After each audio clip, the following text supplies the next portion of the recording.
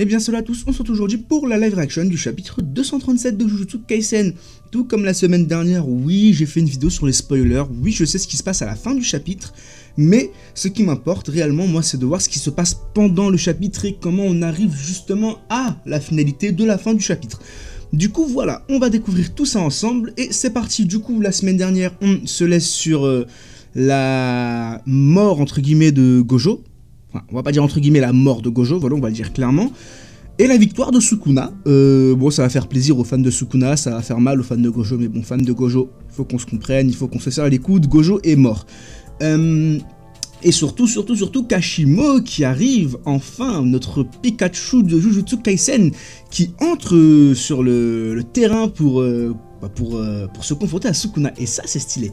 Donc on va commencer le chapitre maintenant. Le combat contre le plus fort continue. Le dieu de la foudre Kashimo entre en jeu. Alors ok, donc on a Kashimo qui revient là, comme là où on s'était laissé la semaine dernière. Ok, alors ils sont venus au final. Ok, là il doit parler de... Ok, je vois de qui il parle. Bien qu'elle s'élève à 203 mètres du sol, une énorme masse glaciale surplombe Kashimo. À son sommet se tenait nul autre que, et là du coup on va apprendre qui c'est, et forcément Uraime, l'étoile glacée Uraime. Uraime, je vais pas vous mentir, je ne peux plus le prendre au sérieux. Depuis qu'il s'est fait one shot et depuis que Gojo lui a dit mais t'es qui putain, je ne peux plus le prendre au sérieux. Et forcément, bon ça du coup j'étais au courant via les leaks du chapitre. On a, regardez comment il arrive, regardez sérieux, avec ces Nike là, ces Nike Air Force, le mec il arrive sans pression, et ils sont tous en tenue de combat et tout, et lui, il est en débardeur, jogging, Nike Air Force, il vient et il se bat comme ça, il en a rien à foutre, et forcément du coup c'est Kinji Akari, le GOAT, une attaque par le haut, oh, d'ailleurs il arrive par en haut, hein. Ok, c'est stylé. Une attaque par le haut, désolé mon pote, mais j'ai fait une promesse, tu n'iras nulle part. Et oui, du coup, forcément, la promesse que, comment il s'appelle, notre Pikachu, donc pas Akari, mais du coup Kashimo, va se confronter à Sukuna. Du coup, tu ne m'intéresses pas le moins du monde, technique de glace, ah ouais, lui cache direct, extension du territoire, je peux pas t'en vouloir. Aïe. Ok, du coup, direct une extension de territoire, pourquoi pas. Malgré le fait qu'Akari ait piégé Uraime dans son extension de territoire, enfin dans son territoire, le bloc de glace continua sa chute en direction de la Terre. En fait, c'est une météorite de glace, quoi, c'est ça. Et donc ça va faire des dégâts un petit peu. Ok, donc on a la glace qui, j'ai l'impression, se fissure petit à petit. Ouais, forcément, si ça tombe avec l'atmosphère, etc., vous savez, ça va se fissurer, enfin ça va s'effriter un petit peu. Ok. Choup, pourquoi il fait choup? Qu'est-ce qu'il fait Sukuna? Sukuna qui fait tomber de la pluie. Oh, stylé. Ah, ok, en fait c'est ah ouais, non, Sukuna vraiment il vit pour les caméras. Lui depuis qu'il a tué Gojo qui vivait avant tout pour les caméras, il s'est dit vas-y j'ai tué un mec qui vit pour les caméras, on va reprendre le flambeau et on va vivre pour les caméras. Dites-moi dans les commentaires, vous pensez que c'est qui vit le plus pour les caméras, Gojo ou Sukuna? Parce que là, le fait de faire fondre, en fait, j'ai l'impression la glace pour justement faire en sorte qu'il pleuve, et bah putain. Toutes ces mises en scène juste pour ça, eh ouais, vous vous rendez compte quand même. Non, ça c'est stylé quand même, ça c'est toujours stylé. Hâte de voir ça quand ils vont l'adapter en anime. Parce qu'en plus dans Jujutsu il manque de la pluie un peu. C'est ça que moi ce que je kiffe, je sais pas vous, mais c'est les combats lorsqu'il y a de la pluie. Les combats lorsqu'il y a de la pluie ou lorsqu'il pleut et tout, ça c'est toujours stylé. Et dommage que dans JJK il y en a pas tant que ça, il y en a même jamais eu. Et pour beaucoup de mangas d'ailleurs au final, dans beaucoup de mangas on a rarement ce... Après je peux comprendre parce que c'est chiant pour l'auteur à faire et tout, enfin, pour le dessinateur etc. Mais voilà, on n'a pas beaucoup de mangas où on a des fights pendant qu'il pleut. Ok, l'objet qui a fait fondre la glace est un objet créé par un serment de Yorozu avant son dernier souffle. Oui, du coup, ouais, ça c'est le cadeau de Yorozu. Donc on a notre Sukuna international qui récupère son objet maudit, enfin son arme antique. Ok, et c'est donc ça qui a fait fondre qui a fait pleuvoir et qui a fait fondre la glace. Ok, l'objet maudit Kamutoke. Ok, par chance son effet c'est quoi? C'est comme à l'époque, oh, à l'ancienne. Qu'est-ce qui vient de faire tomber quoi là sur Kashimo? De la foudre en fait, non pas du tout, je disais n'importe quoi, c'est pas... Il a pas fait fondre, enfin si il a fait plus ou moins fondre le glacier, mais surtout il maîtrise la foudre. Foudre contre foudre, j'avais dit dans les leaks, ouais je comprends pas, parce qu'on m'avait dit dans les commentaires que Sukuna pouvait utiliser de la foudre. Moi je me suis dit il va utiliser la foudre parce qu'il sait la maîtriser, vous voyez, pas parce que c'est son arme antique, mais en fait non, c'est son arme antique qui fait ça en fait. Ok, intéressant. Et oui, on m'avait dit dans les commentaires, on s'était un peu moqué de moi en mode bon, toujours bienveillant, attention, hein, c'est pas des moqueries méchants, loin de là même. Et c'est là en mode bah, à ton avis, comment il va vaincre quelqu'un qui maîtrise la foudre, Sukuna, alors qu'il a vaincu quelqu'un qui maîtrisait le feu? Bah, il a utilisé du feu pour vaincre quelqu'un qui maîtrise le feu, tout simplement. Donc là, Sukuna, il va utiliser la foudre pour foudroyer Kashimo. Oh mon dieu. Du coup, c'est comme à l'époque, Kashimo, du coup, ok, aucun effet. Et Sukuna qui tique quelque chose, là, il capte quelque chose. Ok. Est annulé. Quoi? Pourquoi est annulé par une caractéristique particulière de l'énergie occulte de Kashimo, à savoir sa résistance à l'électricité, Sukuna? J'ai l'impression qu'il manque une case, les amis. Bon, ok, pourquoi pas. Ok, donc la foudre ne lui a rien fait, forcément, parce que bah, Kashimo, c'est littéralement la foudre. Donc, tu utilises de la foudre sur de la foudre. Bah, ça fait rien, quoi, vous voyez. Ça s'annule, quoi, ça s'annule. Sukuna, tu as gagné ton titre de plus fort, ou es-tu simplement né comme tel? Là, il fait référence à Gojo, là, je pense. Attendez, c'est qui parle? Oui, non. Là, c'est Pikachu qui parle, c'est Kashimo. Qui sait? Je suis né maudit et indésirable. Oh, ça par contre, les amis, restez bien connectés parce qu'alors là, ça, j'en parlerai dans la review. Mais le fait qu'il soit indésirable, j'en avais déjà fait une vidéo par rapport à ça qui remonte à assez longtemps. Je mettrai la vidéo dans la description, en épinglé. Et j'en avais parlé depuis très longtemps, avant que tout le monde se mette à en parler là récemment. J'en avais déjà parlé moi de ça, que Sukuna il avait un lien avec Itadori au niveau familial, etc. Et là du coup je vais bientôt refaire une vidéo là-dessus, restez bien connectés parce qu'il y a des choses à dire. On va revenir prendre le trône des théories confirmées sur Itadori. À mon actif de théorie confirmée, attention, exclu mondial et tout, non je rigole, mais non mais ça j'avais déjà fait une vidéo là-dessus, donc voilà, je vais vous mettre la vidéo en description, et puis de toute façon très bientôt j'en referai une parce qu'il y a d'autres choses à dire. Donc Sukuna est né indésirable, c'est un enfant qui n'était pas voulu, bizarre. Comment peut-on se connecter aux autres, comment aimer ceux qui sont en dessous de soi, tout en ne sachant rien de la faiblesse? Ouais, bah c'est un peu ce qu'a vécu Satoru.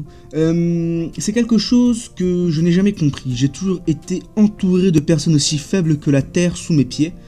Alors éclaire-moi, la force est-elle la solitude ou bien la recherche incessante d'un plus grand pouvoir n'est-elle pas qu'une croix que les plus forts doivent porter seuls? Comment ça, attendez? Ou bien la recherche incessante d'un plus grand pouvoir n'est-elle pas une croix que les... Un poids plutôt, un poids que les forts doivent porter seuls. Ouais, bah là on retourne en fait auprès de la solitude justement avec le petit zoom là sur les yeux de Sukuna, parce que Sukuna bah c'est le plus fort, c'est celui qui est le plus seul. Maintenant Kashimo, j'ai l'impression qu'à son époque c'était le plus fort. Kashimo, j'ai l'impression qu'à son époque c'était l'équivalent de Gojo. Donc ça c'est intéressant parce qu'à l'époque de ça, ouais. Du coup, à l'époque plutôt de Sukuna, bah c'était Sukuna qui était le plus fort. L'époque de Kashimo, du coup, Kashimo qui était le plus fort. Et à cette époque-là, l'époque qu'on a, c'était Gojo. Je dis bien c'était, parce que maintenant qu'il y a Sukuna qui est revenu, etc., et que Kashimo... Du coup, voilà. Quelle avidité. Ah, il est stylé quand même, hein, il est stylé. D'ailleurs, à noter qu'il a perdu un œil, hein. Ça, on n'en parle pas assez, hein. Il a perdu un œil. Et il n'arrive pas à se régénérer l'œil, bizarrement. Vous en demandez tellement tous les deux. Comment ça? Ah ouais, Gojo et lui. Gojo et Kashimo, bien, je vais t'apprendre. Frappe-moi avec ton meilleur coup, le revenant. Ah, sa forme, bon, du coup, je sais qu'est-ce que c'est sa technique. Hein. Et là, du coup, hop, là, ça se fight un petit peu. Sukuna qui réussit à contre ça sans aucune difficulté. Tout en sachant qu'il lui manque un œil, hein, vraiment. Sort activé. Genju Koasaku. Ok. Ça se fight. Et oh, il a pris de vitesse Satoru, il a pris de vitesse Sukuna. Ok. Donc il vient de se prendre un coup de poing. Eh, Sukuna, j'ai l'impression que cette... Non, j'allais dire une dinguerie, j'allais dire cette fraude. Il a quand même tué Gojo, hein. Mais dire cette fraude, il arrive à toucher personne, parce qu'il a toujours pas... Enfin, durant le combat, il a pas touché Satoru, du combat en mode coup de poing, coup de pied. Et là, il a toujours pas touché Kashimo, et Kashimo vient de lui mettre un coup. Ouais, qu'est-ce qui se passe là? Réveille-toi, Sukuna. Et là, qu'est-ce qu'il fait là? Il aspire de l'air. Et... Ah non, j'ai l'impression qu'il vient de cracher. Je sais pas s'il vient de cracher ou qu'il vient... Bref.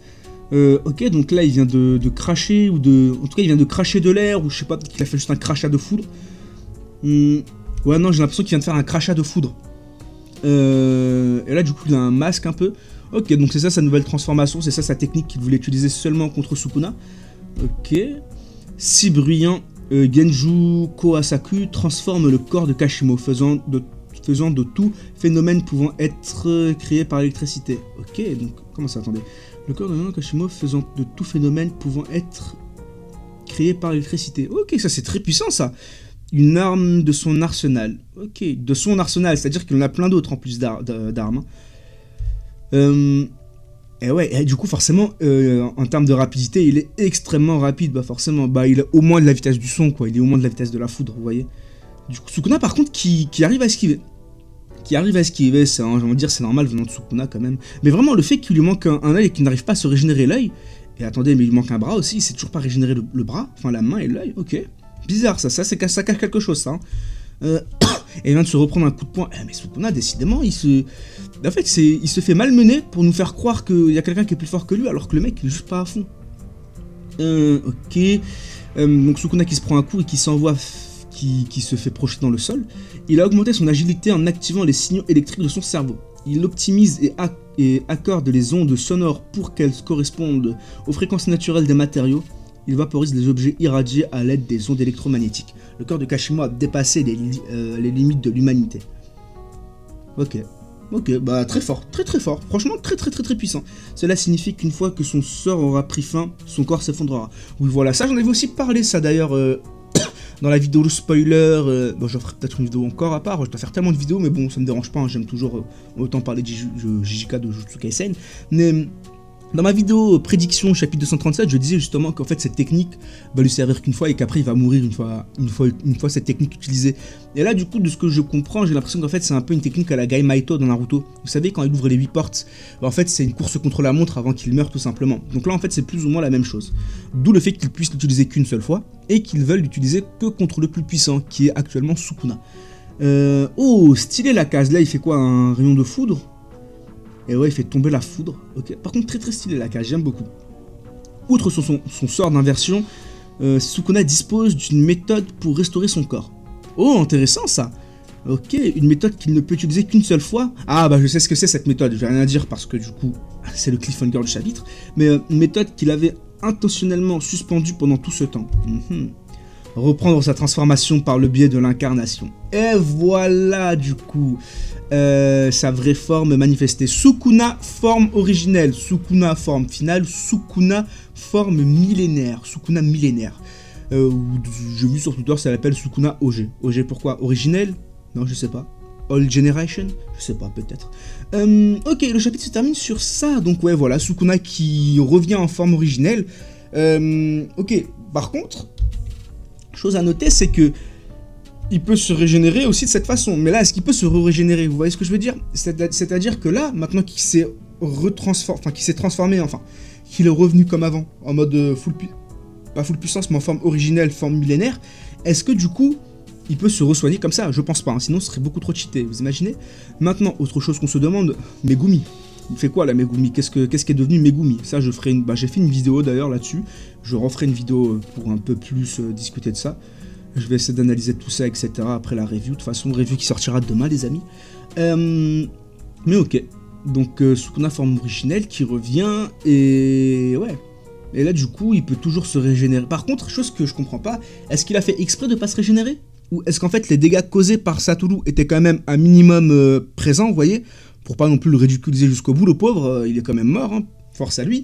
Et force à nous, fans de Sukuna. Mais fans de Satoru, mais est-ce que du coup, en fait, là, il pouvait pas se régénérer parce qu'il s'est peut-être trop régénéré? Est-ce que parce que le fait qu'il a utilisé l'extension de territoire et que son cerveau, il a un peu cramé à lui aussi, est-ce que du coup, il peut plus utiliser la régénération et tout? C'est pour ça qu'il a dû obligatoirement se transformer? Je sais pas, mais bon, je vous ai dit, on verra ça de façon demain, en analysant bien le chapitre à froid, en relisant bien le chapitre comme il faut. Mais voilà, mais en tout cas, voilà, Sukuna... Bah là, la seule chose qui lui manque pour qu'il soit à pleine puissance, c'est sa lance. Une fois qu'il aura sa lance, ça y est, il sera à pleine puissance. Parce que il a ses 19 doigts, il reste encore un doigt, mais ça, d'ailleurs j'ai fait une théorie là-dessus, parce que le doigt qui lui manque là, il y a des trucs à dire. Donc il lui manque un doigt, mais du coup il a mangé un crâne justement pour compléter ce doigt, donc en fait là il est à 20 doigts, il est à pleine puissance, enfin il est quasiment à pleine puissance, il lui manque plus que sa lance, et là il sera à pleine puissance.